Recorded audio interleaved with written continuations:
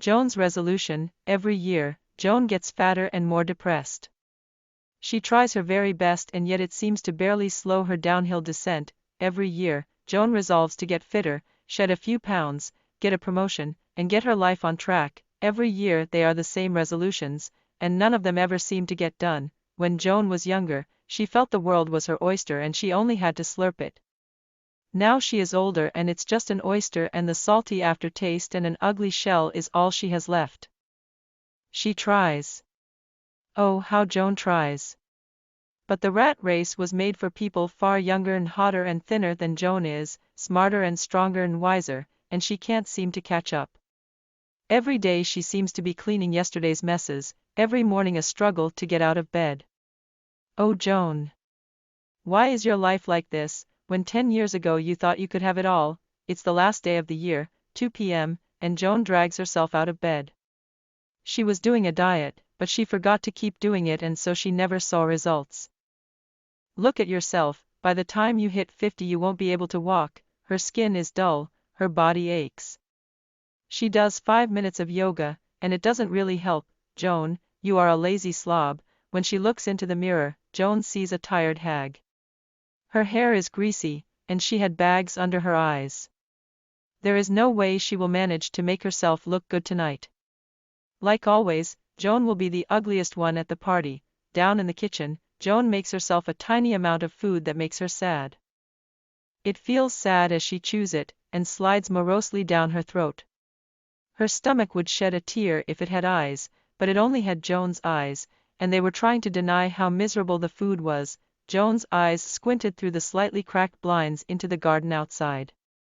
It was quite wild because she never had the time or energy to garden. The garden looks terrible.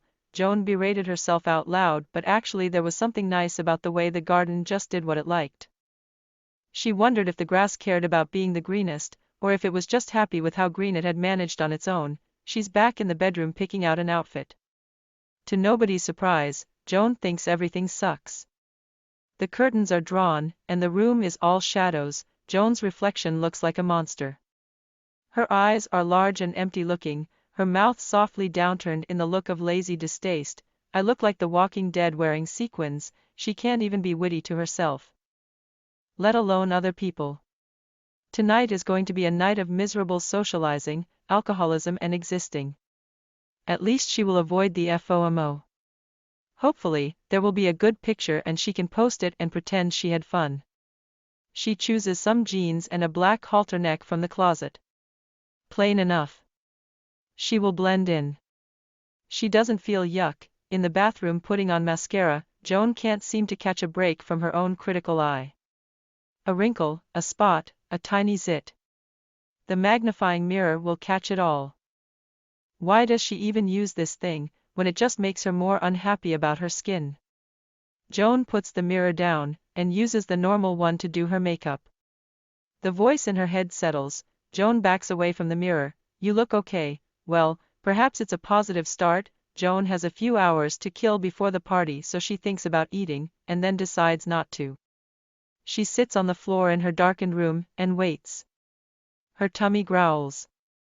She lies on the floor, and closes her eyes.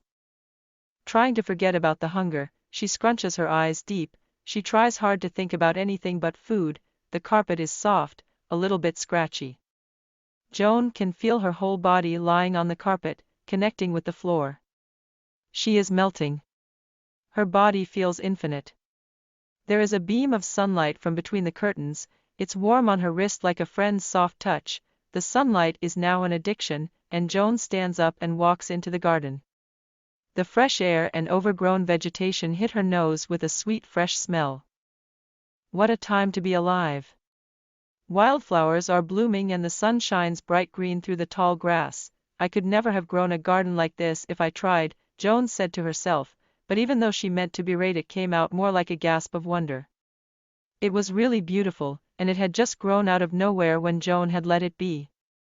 Orange and yellow flowers danced in the mess of green, an organic mosaic for the birds, the bees, and Joan to see. Little blue ladybugs hid on the undersides of leaves. There was a trail of ants marching into a crack in the pavement, and pretty birds chirped all around. From her dark and gloomy morning Joan felt like she had stepped into another world. Joan didn't feel hungry anymore, and she also didn't feel sad. Joan wasn't thinking about her dry skin or her pudgy tummy, that her peers all had better jobs or nicer flats or cool. Joan Resolution mỗi năm, Joan béo hơn và trầm cảm hơn. Cô ấy đã cố gắng hết sức nhưng dường như nó hầu như không làm chậm quá trình xuống dốc của cô ấy. Mỗi năm, Joan quyết tâm để có được thân hình cân đối, giảm vài cân, được thăng chức và bắt đầu cuộc sống của mình đi đúng hướng. Mỗi năm, họ đều có những quyết tâm giống nhau, và dường như không ai trong số họ có thể hoàn thành. Khi Joan còn trẻ, cô ấy cảm thấy thế giới là con hàu của mình và cô ấy chỉ cần hút nó. Bây giờ cô ấy đã lớn hơn và đó chỉ là một con hàu và tất cả những gì còn lại của vị mặn và một lớp vỏ xấu xí là tất cả những gì cô ấy còn lại. Cô ấy cố gắng, ôi làm sao Joan cố gắng, nhưng cuộc đua chuột được tạo ra dành cho những người trẻ hơn, nóng bỏng hơn và gầy hơn Joan. Thông minh hơn, mạnh mẽ hơn và khôn ngoan hơn, và cô ấy dường như không thể bắt kịp. Mỗi ngày, cô ấy dường như đang dọn dẹp đống bừa bộn của ngày hôm qua, mỗi buổi sáng lại phải vật lộn để ra khỏi giường. Ôi Joan, tại sao cuộc sống của bạn lại như thế này, khi mà 10 năm trước bạn nghĩ rằng bạn có thể có tất cả? Đó là ngày cuối cùng của năm, 2 giờ chiều và Joan lê mình ra khỏi giường. Cô ấy đang thực hiện một chế độ ăn kiêng, nhưng cô ấy quên tiếp tục thực hiện nó và vì vậy cô ấy không bao giờ thấy kết quả. Hãy nhìn lại chính mình, vào thời điểm bạn chạm ngưỡng 50, bạn sẽ không thể đi được. Da trị sạm đi, cơ thể đau nhức, cô ấy tập yoga 5 phút và nó không thực sự giúp ích được gì. Joan, bạn là một kẻ lười biếng, khi cô ấy nhìn vào gương.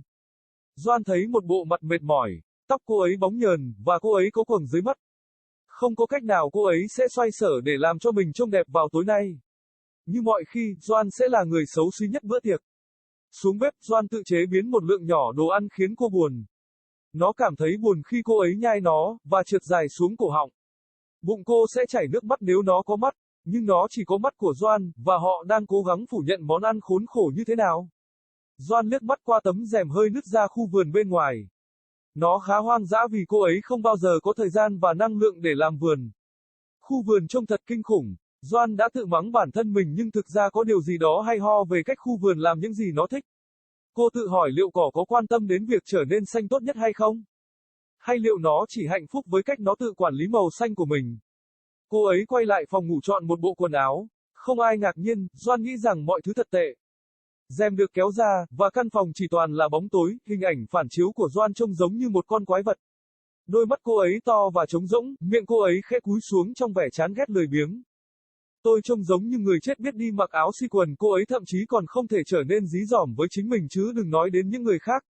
Đêm nay sẽ là một đêm khốn nạn giao du, rượu chè và tồn tại. Ít nhất thì cô ấy sẽ tránh được FOMO, hy vọng sẽ có một bức ảnh đẹp và cô ấy có thể đăng nó và giả vờ như cô ấy đã vui vẻ. Cô ấy chọn một vài chiếc quần jean và một chiếc áo 2 dây màu đen từ tủ quần áo. Đủ đơn giản, cô ấy sẽ hòa nhập, cô ấy không cảm thấy buồn chán. Trong phòng tắm, trang điểm mascara, Joan dường như không thể rời mắt khỏi ánh mắt phê phán của chính mình. Một nếp nhăn, một đốm, một nốt mụn nhỏ, gương lúc sẽ bắt được tất cả. Tại sao cô ấy thậm chí còn sử dụng thứ này, khi nó chỉ khiến cô ấy không hài lòng hơn về làn da của mình? Joan đặt chiếc gương xuống và sử dụng chiếc gương bình thường để trang điểm. Giọng nói trong đầu cô lắng xuống. Joan lùi ra khỏi gương. Bạn trông ổn, chà, có lẽ đó là một khởi đầu tích cực. Joan có vài giờ để giết người trước bữa tiệc nên cô ấy nghĩ về việc ăn uống, và sau đó quyết định không làm vậy. Cô ấy ngồi trên sàn trong căn phòng tối của mình, và chờ đợi. Bụng cô ấy gầm gừ. Cô nằm trên sàn, nhắm mắt lại, cố gắng quên đi cơn đói. Cô ấy nheo mắt sâu. Cô ấy rất cố gắng để nghĩ về bất cứ điều gì ngoài thức ăn. Thảm mềm, hơi sướt một chút. Joan có thể cảm thấy toàn bộ cơ thể mình đang nằm trên thảm kết nối với sàn nhà. Cô ấy đang tan chảy. Cơ thể cô ấy cảm thấy vô hạn. Có một chùm ánh sáng mặt trời từ giữa các tấm rèm, nó ấm áp trên cổ tay cô ấy như một cái chạm nhẹ nhàng của một người bạn. Ánh sáng mặt trời bây giờ là một cơn nghiện, và Joan đứng dậy và đi vào khu vườn. Không khí trong lành và cây cối mọc tùm phả vào mũi cô một mùi thơm ngọt ngào. Thật là một thời gian để được sống. Những bông hoa dại đang nở rộ và ánh mặt trời tỏa màu xanh tươi xuyên qua thảm cỏ cao. Tôi đã không bao giờ có thể trồng một khu vườn như thế này nếu tôi cố gắng, Joan tự nói với chính mình. Nhưng mặc dù cô ấy có ý mắng mỏ thì nó lại phát ra giống như một tiếng thở hổn hển kinh ngạc. Nó thực sự rất đẹp, và nó chỉ mọc ra từ đâu khi Joan đã để nó như vậy. Những bông hoa màu cam và vàng nhảy múa trong mớ hỗn độn của màu xanh lá cây, một bức tranh khảm hữu cơ để chim ong và Joan nhìn thấy. Những con bọ rùa nhỏ màu xanh ẩn trên mặt dưới của lá. Có một dấu vết của những con kiến đang tiến vào một vết nứt trên vỉa hè. Và những con chim xinh xắn kêu râm ran xung quanh. Từ buổi sáng tối tăm và u ám, Joan cảm thấy như mình đã bước sang một thế giới khác. Joan không cảm thấy đói nữa, và cô ấy cũng không cảm thấy buồn. Joan không nghĩ về làn da khô ráp hay cái bụng béo ục ịch của cô ấy, rằng những người bạn cùng lứa với cô ấy đều có công việc tốt hơn, căn hộ đẹp hơn hoặc mát mẻ hơn.